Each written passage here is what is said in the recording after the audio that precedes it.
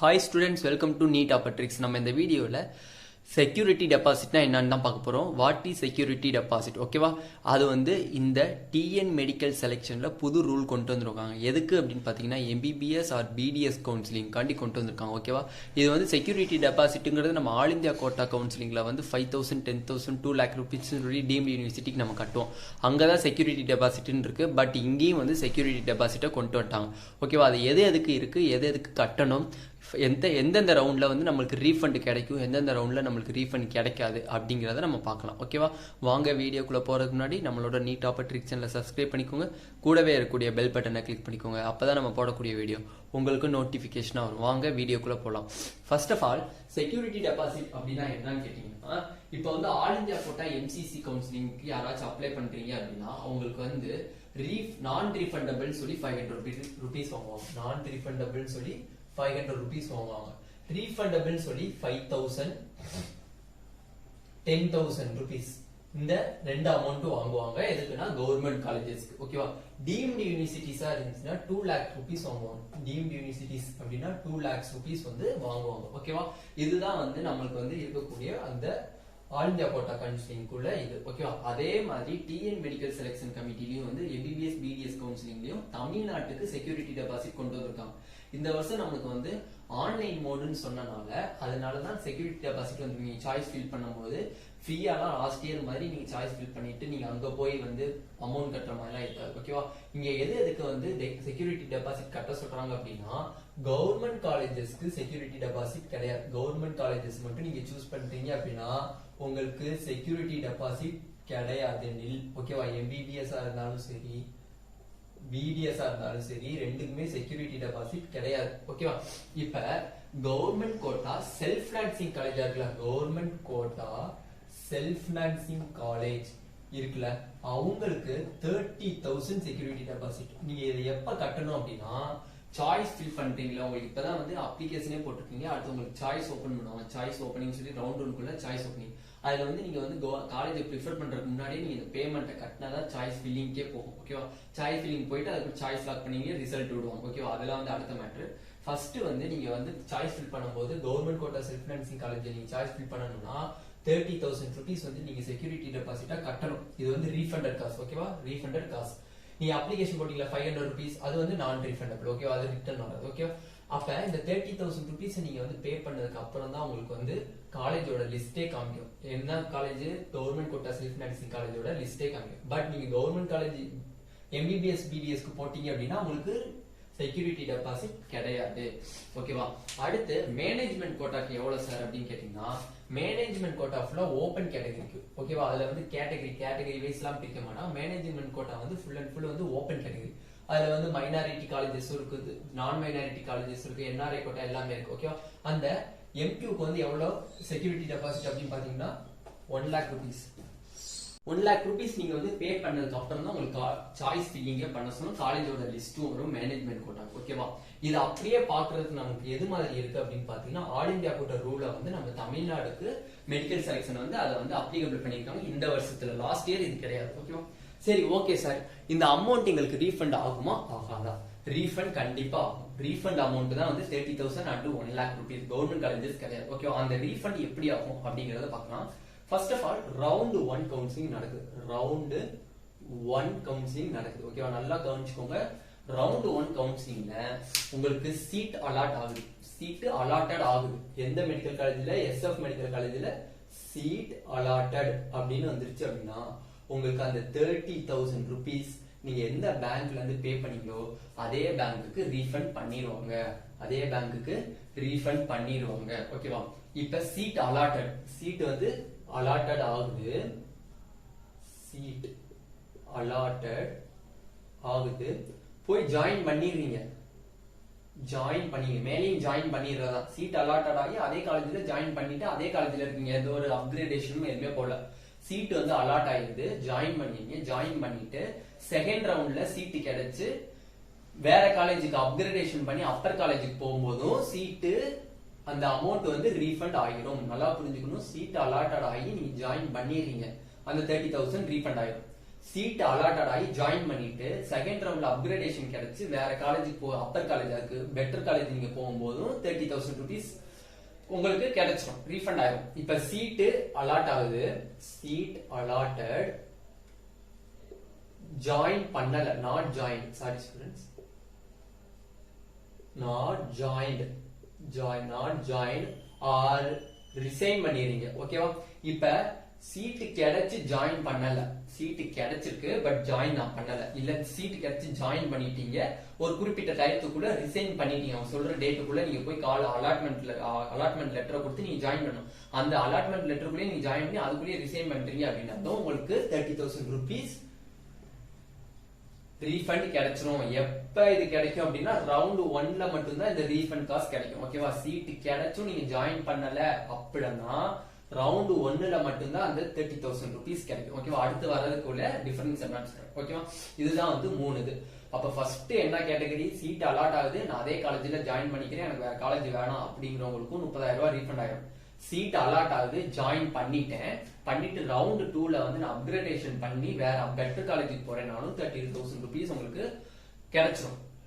Seat allotted ஆகல, not joint, seat allot ஆயிருக்கு, நான் ஜாயின் பண்ணல, இல்ல நான் ஜாயின் பண்ணி ரிசைன் பண்ணிட்டேனாலும் 30,000 rupees வந்துடும். இன்னொரு கேட்டகரி என்ன அப்படின்னா, சீட்டே எனக்கு அலாட் ஆகல சார், சீட்டே நாட் அலாட்டட், ஓகேவா? அவங்களுக்கும் அந்த 30,000 rupees வந்து ரீஃபண்ட் ஆகும். பட் நீங்க நினைச்சீங்க அப்படின்னா ரவுண்ட் 2க்கு சாய்ஸ் ஃபில் பண்ணிக்கலாம். ஓகேவா? நீங்க நினைச்சா என்ன பண்ணிக்கலாம், ரவுண்ட் 2க்கு வந்து சாய்ஸ் ஃபில் பண்ணலாம். ஓகேவா? நீங்க வந்து அதுக்கு எலிஜிபிளா இருக்கீங்க. சீட் நாட் அலாட்டடா இருக்கு பட் உங்களுக்கு ரீஃபண்ட் பண்ணிடுவாங்க, இருந்தாலும் நீங்க வந்து செகண்ட் ரவுண்ட்ல நான் பார்ட்டிசிபேட் பண்ணிக்கிறனாலும் நீங்க எலிஜிபிளான கேண்டிடேட். ஓகேவா? அடுத்து வந்து ரவுண்ட் 2ல எப்படி இருக்கு அப்படிங்கறத பார்ப்போம். இது ஃபர்ஸ்ட் ரவுண்டுக்குள்ள செக்யூரிட்டி டெபாசிட்டோட டீடைல், ரெண்டாவது வந்து ரவுண்ட் 2, அடுத்து மாப்பப், அடுத்து ஸ்ட்ரே வேகன்சி.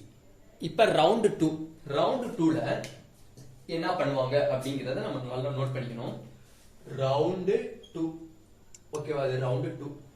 இந்த ரவுண்ட் 2ல உங்களுக்கு சீட்டு கிடைக்கல, ஃபர்ஸ்ட் ரவுண்ட்ல உங்களுக்கு சீட்டு கிடைக்கல, ஃபர்ஸ்ட் ரவுண்ட்ல என்ன ஆகல, சீட்டு அலாட் ஆகல. நம்ம அதோட கடைசி கான்செப்ட், சீட் அலாட் ஆகல எங்கன்னா ஃபர்ஸ்ட் ரவுண்ட்ல சீட் நாட்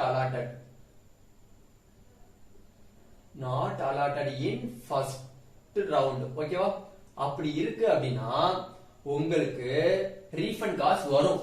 ஓகேவா? ரீஃபண்ட் காசு அந்த 30,000 rupees வரும். இல்ல நான் ரவுண்ட் 2லயே நான் ஜாயின் பண்ணிக்கிறேன் அப்படின்ட்டு நீங்க ரவுண்ட் 2ல சாய்ஸ் ஃபில் பண்றீங்க, உங்களுக்கு சீட்டு கிடைச்சிருச்சு,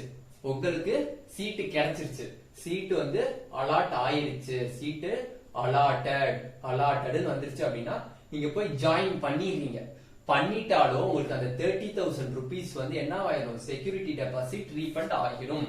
நல்லா நோட் பண்ணிக்கோங்க. உங்களுக்கு ஃபர்ஸ்ட் ரவுண்ட்ல சீட்டு கிடைக்கல, சீட்டு கிடைக்காம நீங்க வந்து செகண்ட் ரவுண்ட்ல சீட் எடுக்கிறீங்க அப்படின்னாலும் உங்களுக்கு 30,000 rupees வந்து உங்களுக்கு கிடைச்சிடும்.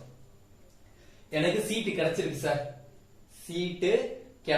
சீட்டு வந்து ரவுண்ட் 1லயே எனக்கு அலாட் ஆயிடுச்சு, எனக்கு பட் இது வந்து எனக்கு பிடிக்கல, நான் பெட்டர் காலேஜ் போகணும்னு நினைக்கிறீங்க அப்படின்னா திருப்பி செகண்ட் ரவுண்டுக்கு வரீங்க, செகண்ட் ரவுண்ட்ல வந்து சாய்ஸ் ஃபில் பண்றீங்க, உங்களுக்கு அலாட் ஆயிடுச்சு, எங்க ஃபர்ஸ்ட் செகண்ட் ரவுண்ட்ல வந்து அலாட் ஆயிடுச்சு அப்படின்னா 30,000 rupees உங்களுக்கு ரீஃபண்ட் பண்ணிடுவாங்க. ஓகேவா? 30,000 rupees ரீஃபண்ட் பண்ணிடுவாங்க. இன்னொன்னு நல்லா புரிஞ்சுக்கணும், 30,000 rupees எப்ப ரீஃபண்ட் பண்ணுவாங்க அப்படின்னா அந்த கவுன்சிலிங்கே ஃபுல் அண்ட் ஃபுல் வந்து முடியணும்.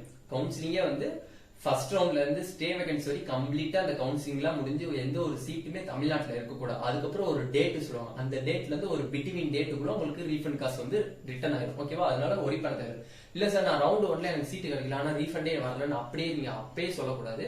அந்த 4 ரவுண்டுமே உங்களுக்கு கம்ப்ளீட்டா முடிஞ்சு ஒரு குறிப்பிட்ட டயத்துல பிட்வீன் டேட் சொல்லுவாங்க, அந்த பிட்வீன் டேட்ஸ்ல தான் உங்களுக்கு செக்யூரிட்டி டெபாசிட் ரீஃபண்ட் பண்ணுவாங்க. ஓகேவா?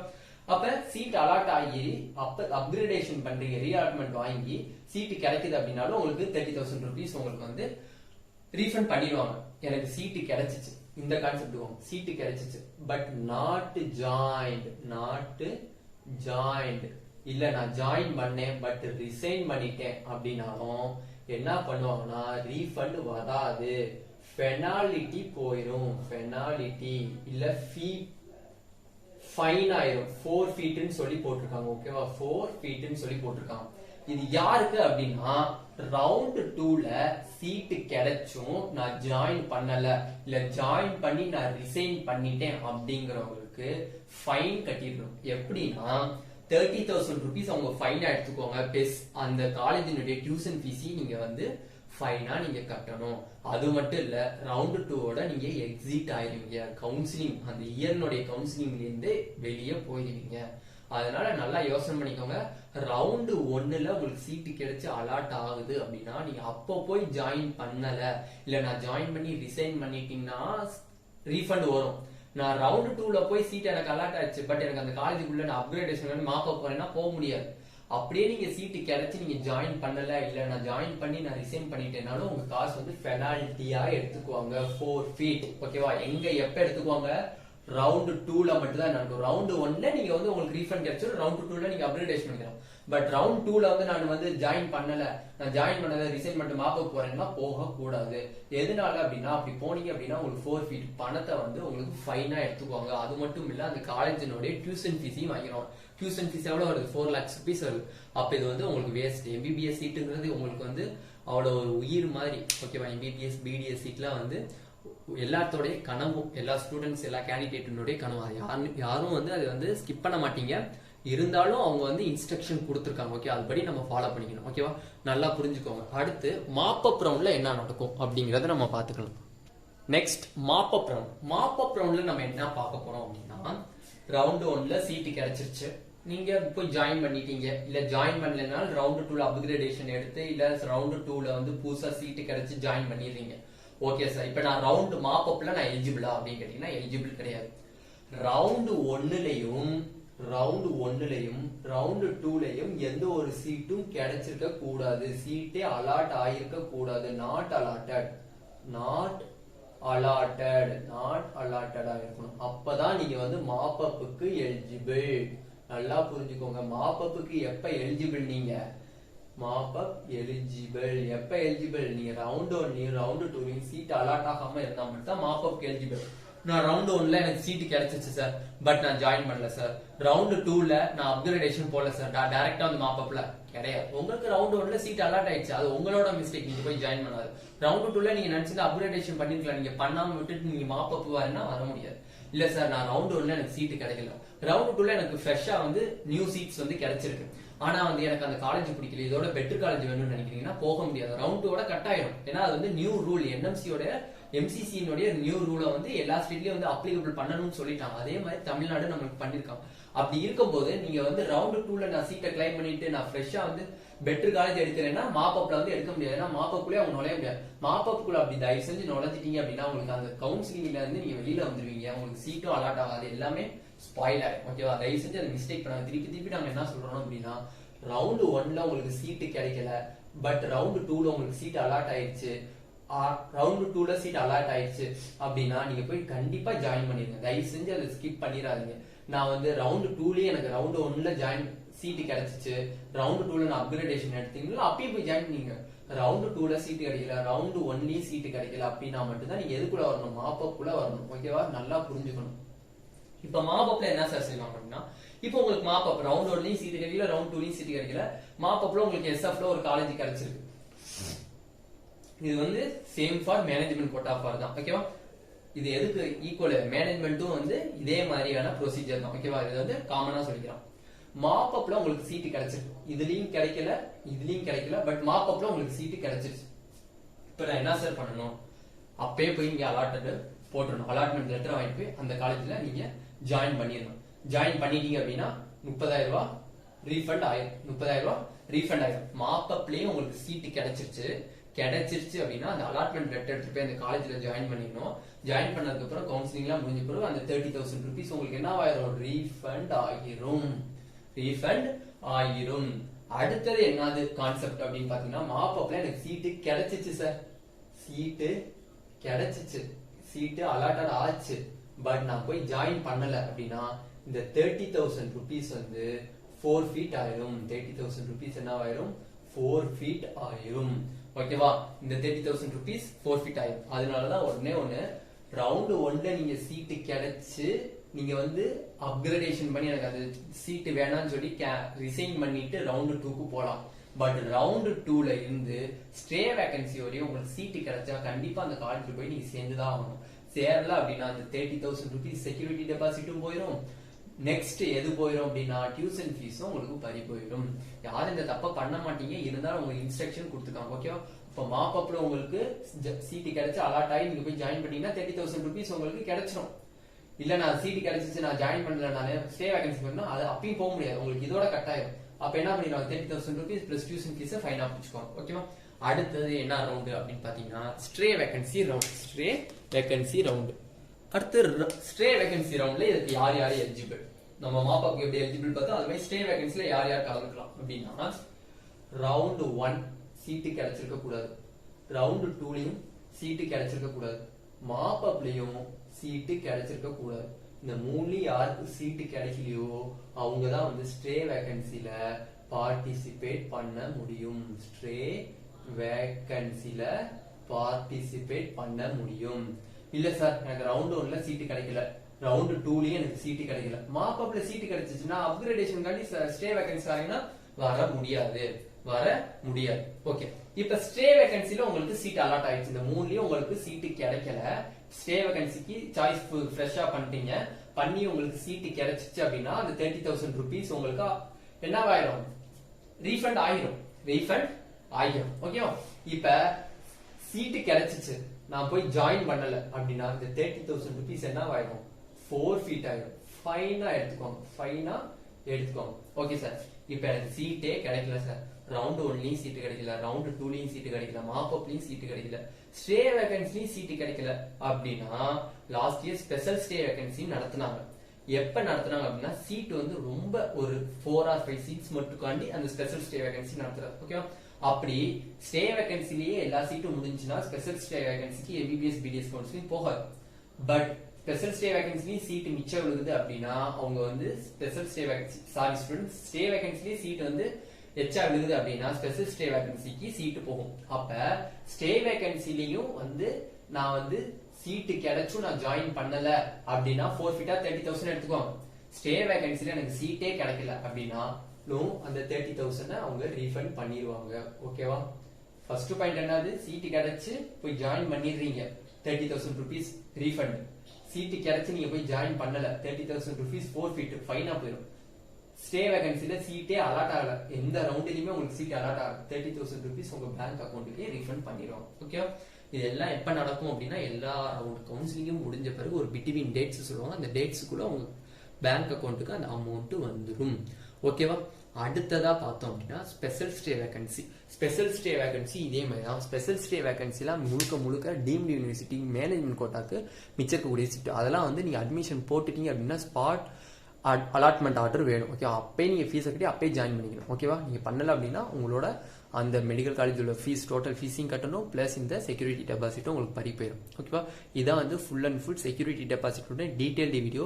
எக்கச்சக்கமான ஸ்டூடெண்ட்ஸ் வந்து எனக்கு கமெண்ட் செக்ஷன்ல கமெண்ட் பண்ணீங்க, சார் செக்யூரிட்டி டெபாசிட் வந்து 1 lakh நாங்கள் அப்ளிகேஷன் போடும் போதே கட்டணுமா, இல்லை வந்து அதுக்குன்னு சாய்ஸ் ஃபில்அப் பண்ணும்போது கட்டணுமா அப்படின்னா சாய்ஸ் ஃபில்அப் பண்ணும்போது தான் அது கட்டணும், அப்ளிகேஷன் போடும்போது கிடையாது. ஓகேவா?